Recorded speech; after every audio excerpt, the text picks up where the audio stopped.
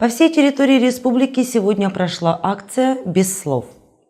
Данная акция призвана отдать дань памяти погибшим воинам Великой Отечественной войны, возложить цветы к подножью памятников и минутой молчания почтить светлую память тех, кто отдал свои жизни во имя свободы и независимости нашей Родины. Глава нашей республики, председатель общественного движения «Донецкая республика» объявил в Донецкой республике акцию возложения цветов без слов, которая посвящена погибшим воинам в Великой Отечественной войне. Эта акция воспитывает патриотические чувства у нашей молодежи, а пожилой возраст люди вспоминают эти страшные годы. Горловчане присоединились к акции и почтили минутой молчания память героев Великой Отечественной войны, а также возложили цветы к памятному обелиску воинам-освободителям. Сегодня прошла акция во всех городах и районах Донецкой Народной Республики под названием «Без слов».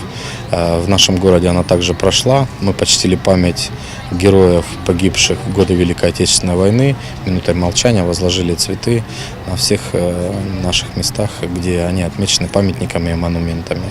И, конечно же, не забыли сказать слова о героях нынешней войны, о которых мы тоже будем всегда помнить.